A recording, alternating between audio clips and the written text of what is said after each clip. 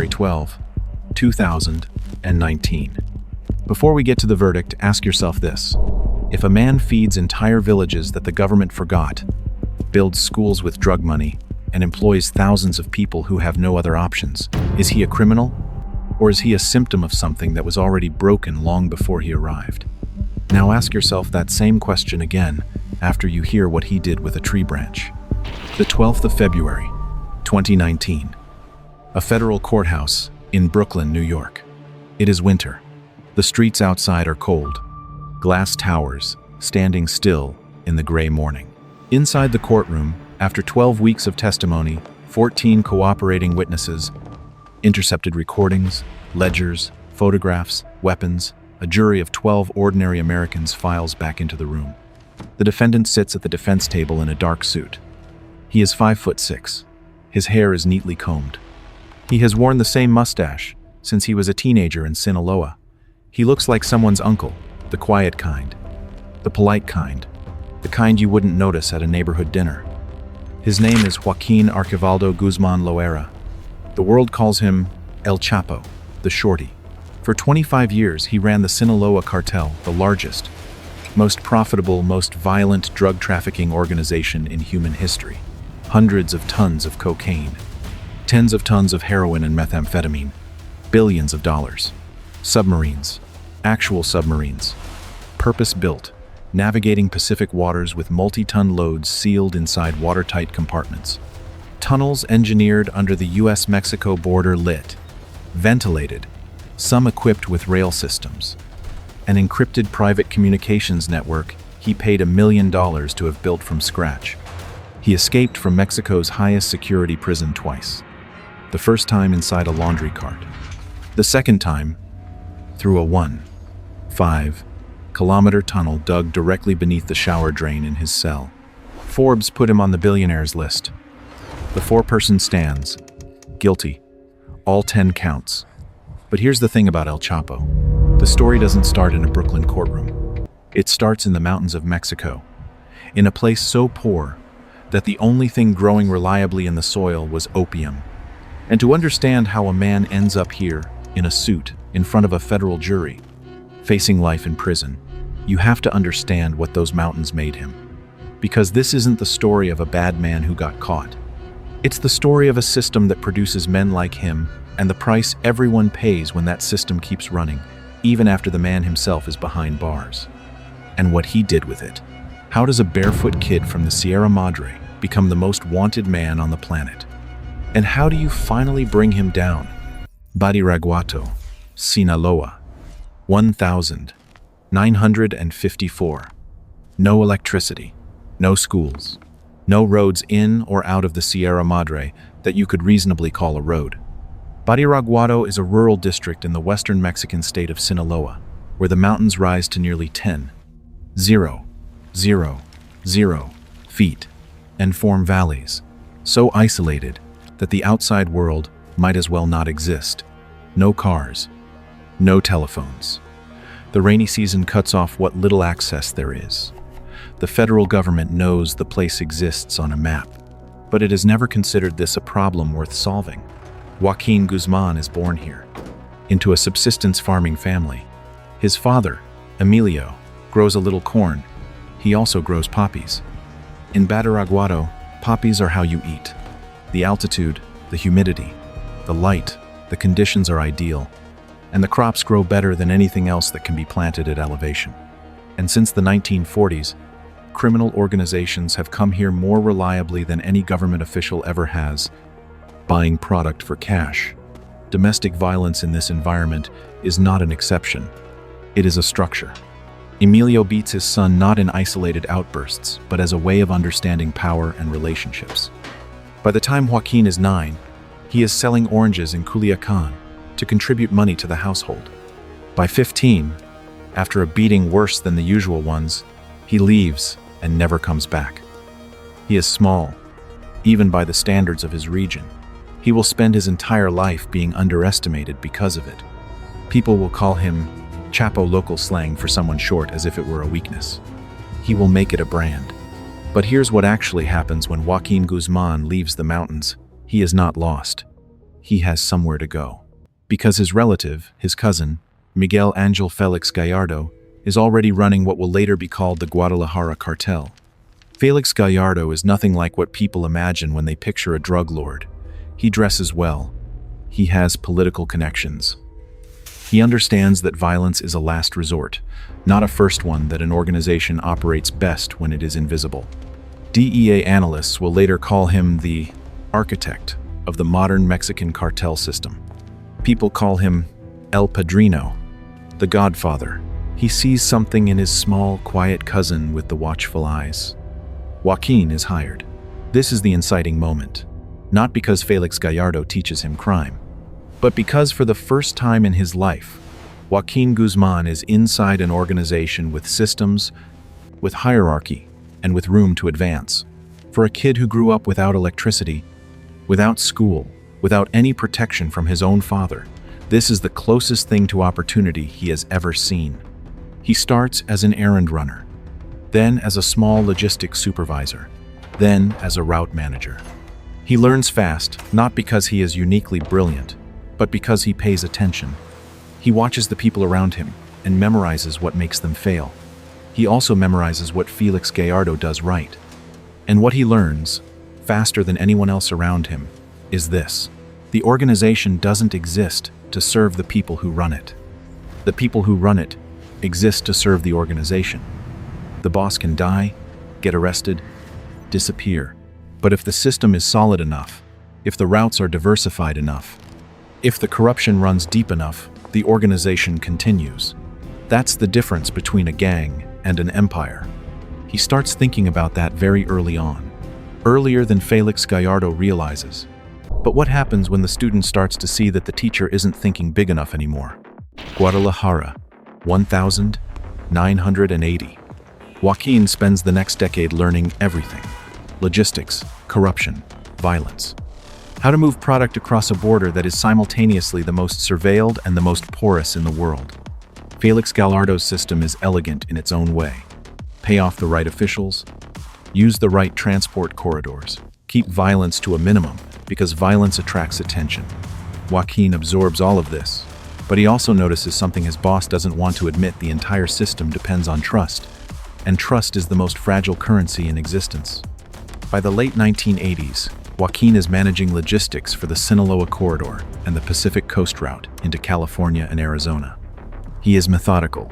He starts experimenting. Tunnels, not the kind you crawl through, actual engineering projects. Lit, ventilated, lined with rail tracks for cargo carts, exits concealed beneath the floors of warehouses on both sides of the border. He hires engineers. He hires labor. He pays enough that no one asks questions. Carbon fiber planes flying low under radar. Fishing boats with sealed hidden compartments welded shut. Trains with false floors. And submarines, actual submarines, purpose-built from fiberglass, low enough to evade surface radar, large enough to carry 30 times the load of any conventional shipment. And jalapeno cans. 7 tons of cocaine. Think about that number for a moment. 7 tons is 7,000 kilograms.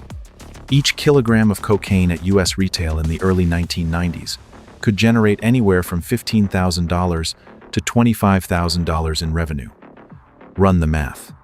That's hundreds of millions of dollars from a single shipment concealed inside something that customs officers see thousands of cases of every single day and never open, because who ships cocaine in jalapeno cans?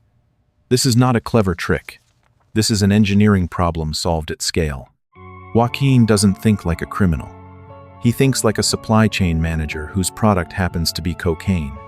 The DEA notices, but they can't find him. He doesn't use phones, he uses couriers. He constantly rotates locations. He is, at this point, a ghost, the one person inside the organization who leaves no direct trace. But transportation is only half the equation.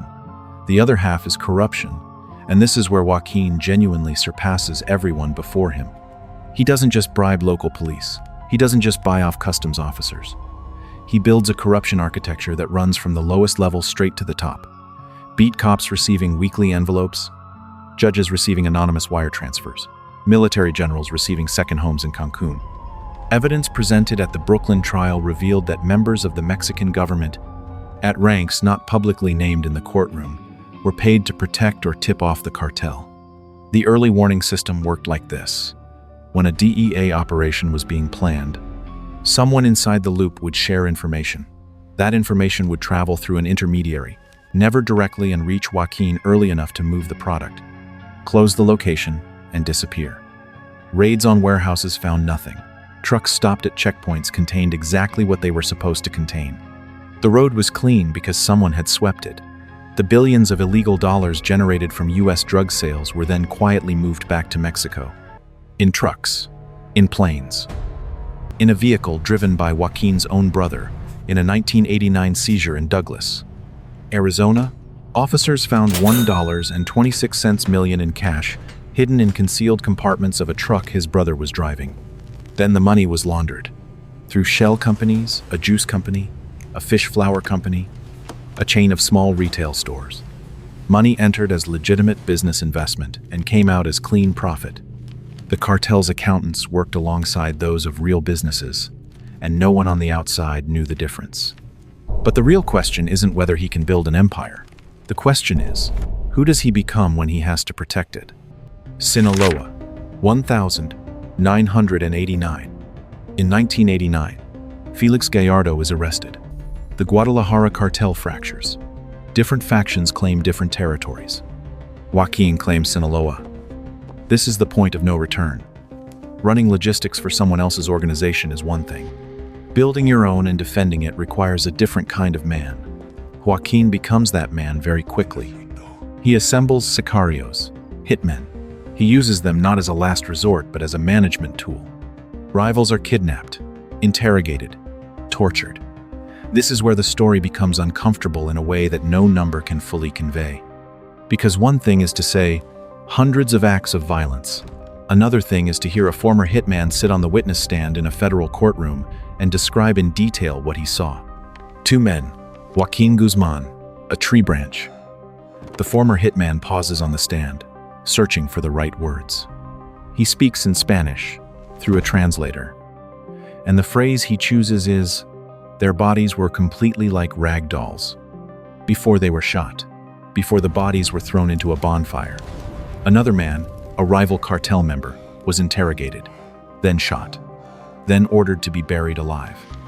In an intercepted call, the jury hears Guzman instruct one of his sicarios to kidnap rival cartel members, but not to kill them without checking with him first.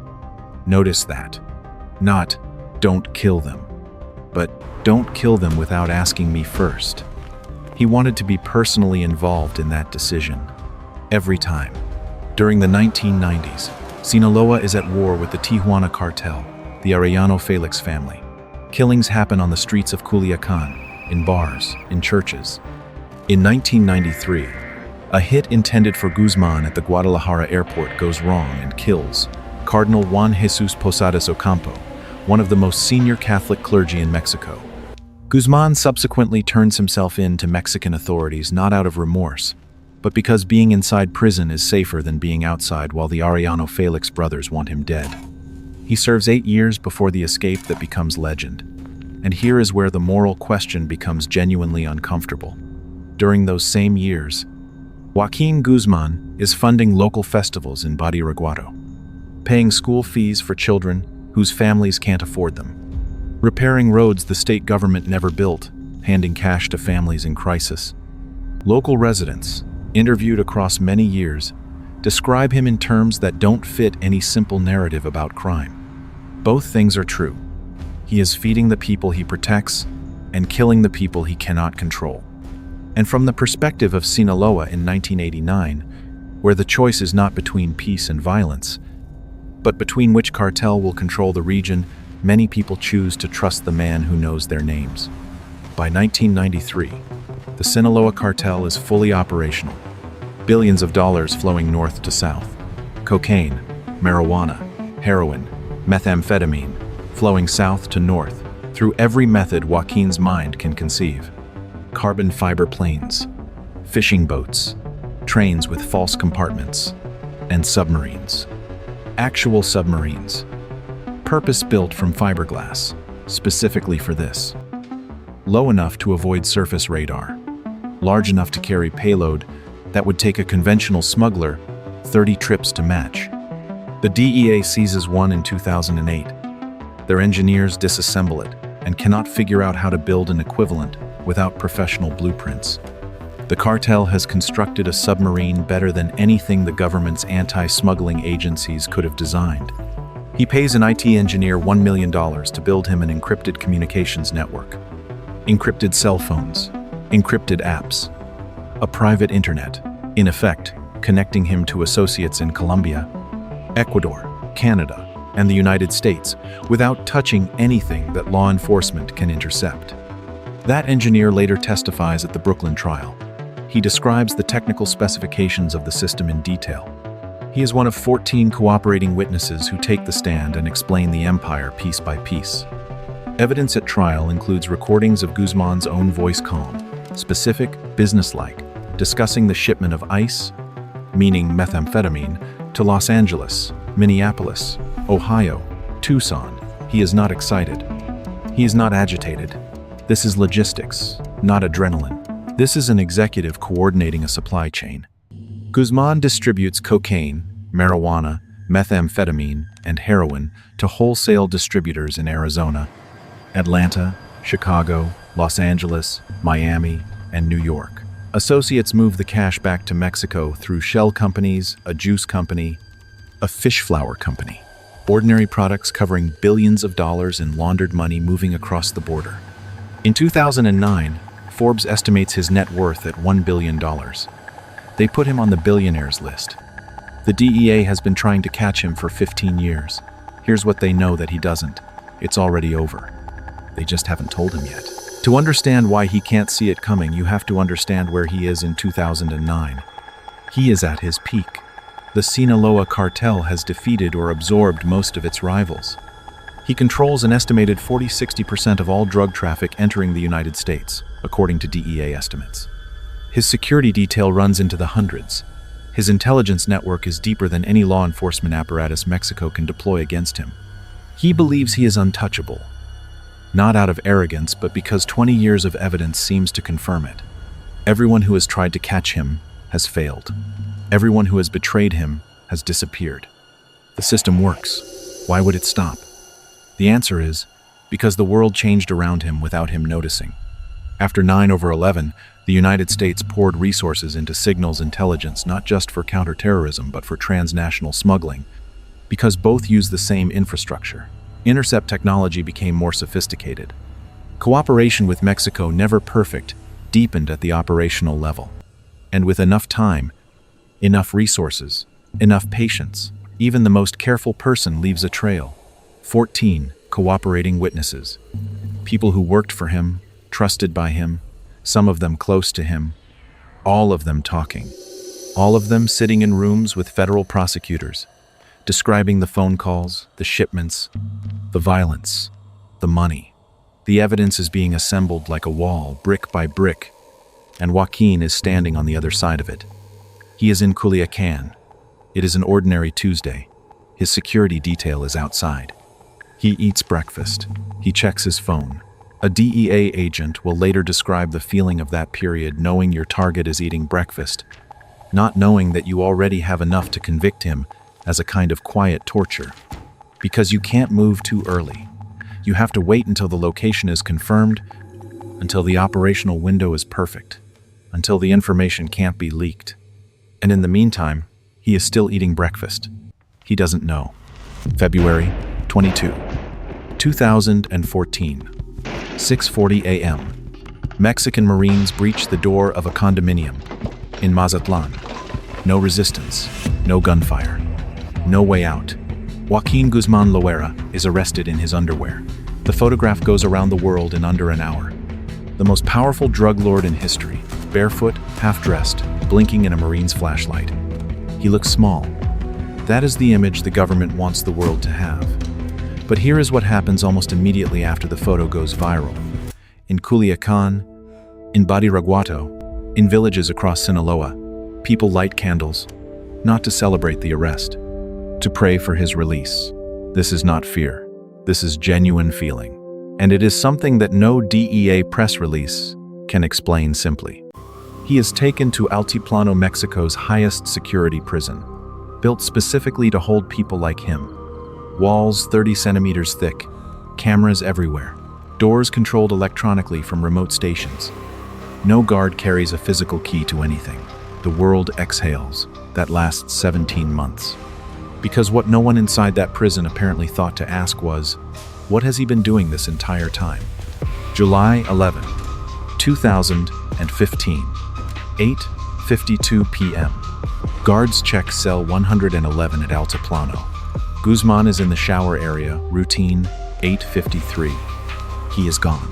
He has walked into a 1.5-kilometer tunnel dug from a construction site, 600 meters from the prison, surfacing directly beneath the shower drain in his cell. The tunnel has lighting, ventilation, and a modified motorcycle mounted on rails to carry him out. It took over a year to build. He escapes from Mexico's highest security prison for the second time.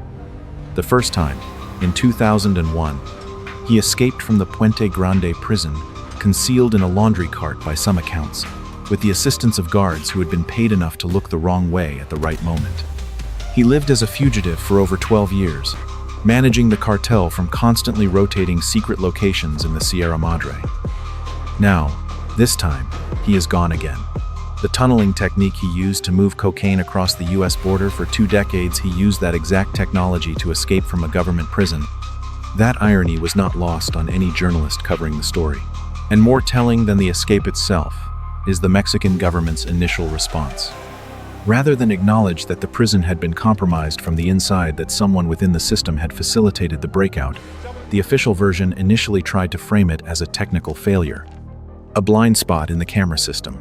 But you cannot dig a 1.5-kilometer tunnel without someone seeing equipment arrive, without someone hearing the sound, without someone noticing trucks coming and going. The escape is not a blind spot. It is evidence that the Sinaloa cartel had corruption deep enough to neutralize Mexico's highest security prison from the inside. The Mexican government is humiliated. The United States is furious. The debate that erupts is not just about El Chapo, it's about whether any institution in Mexico is uncorrupted enough to hold him.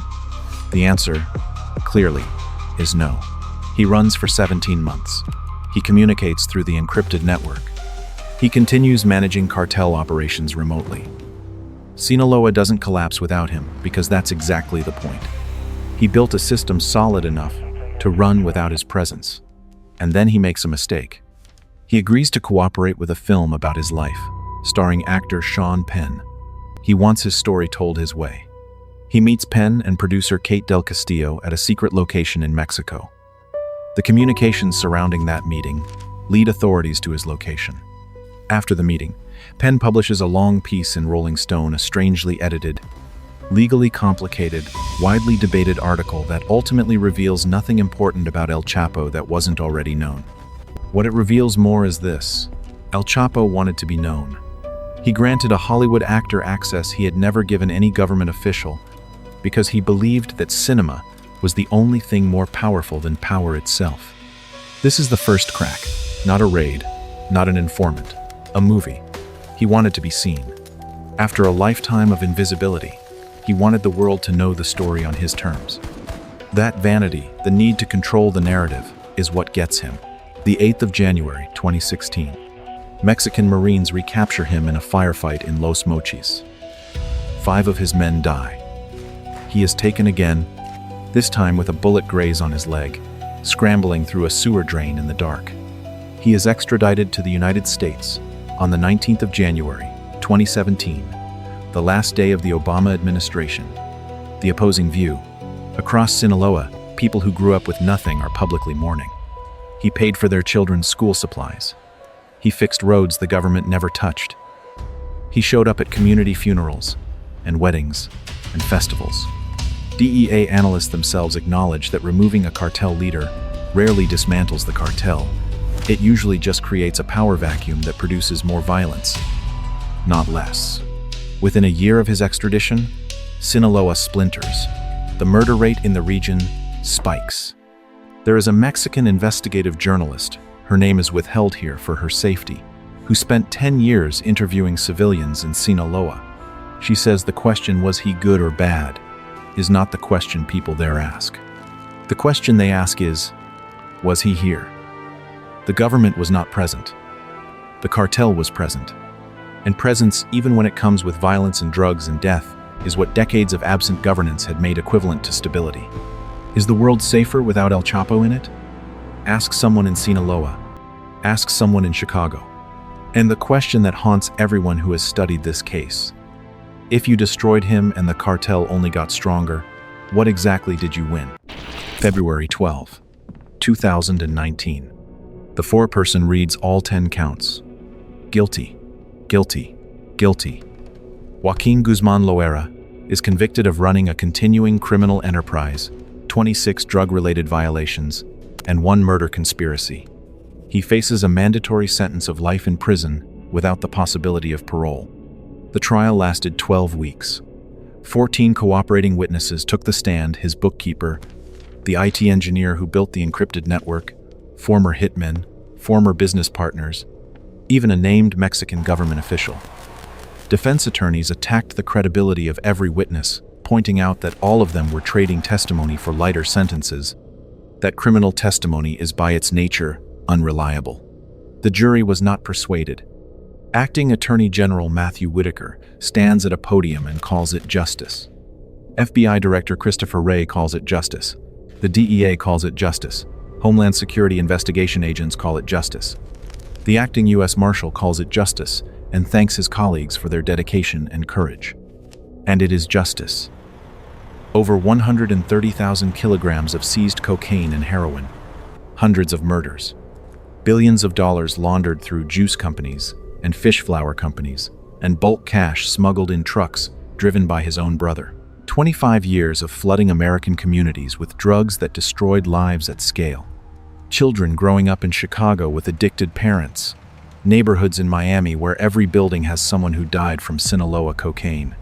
Small towns in Ohio where methamphetamine from Mexico arrived like clockwork every week on a schedule that never broke down. That was the supply chain. That was what he built. He is sentenced to life in prison plus 30 years. He is sent to ADX Florence, the Supermax in Colorado. The one they call the Alcatraz of the Rockies. 23 hours a day in a cell. No contact with other inmates. No direct sunlight. He will die there. His sons, Joaquin Jr. and Ovidio, known together as Los Chapitos, have taken over the Sinaloa cartel. They are currently under U.S. federal indictment. In 2023, Mexican Marines arrest Ovidio in Culiacan. The cartel retaliates by shutting down the city for 24 hours, burning vehicles, blocking highways, grounding flights. Street battles in broad daylight. The government eventually lets Ovidio go. El Chapo is in a 7 by 1 2-foot cell in Colorado. The thing he built is still running without him. In a courtroom in Brooklyn, in 2019, one of the prosecutors summarized the case in a single sentence. The Sinaloa cartel is not a person. It is a system. El Chapo spent his whole life believing he was the system. He was just the most successful employee it ever had. And here is the moral echo, the small detail you might have missed. When the Marines broke down the door of the Mazatlan apartment at 6:40 a.m. in 2014, they found Guzman in his underwear, no weapons within reach, security detail still reacting. The man who had ordered hundreds of murders, the man who had personally beaten 2 people to death with a tree branch, arrested quietly, in his underwear, looking smaller than ever. The nickname he turned into a brand. He was Chapo until the very end. And maybe that's the only real lesson this case teaches, not that justice always wins, not that crime never pays, but this: violence and generosity can coexist inside one man. A system can simultaneously feed and poison the same community. And no sentence, however severe, however unanimously delivered, can substitute for the answer to a more fundamental question. Why did Badiraguado in 1954 have no electricity, no schools, and no options other than the poppy? Because the Sinaloa cartel is still the largest drug trafficking organization on the planet. The drugs are still moving. The tunnels are still being dug. The question isn't what happens to El Chapo. The question is, who's next?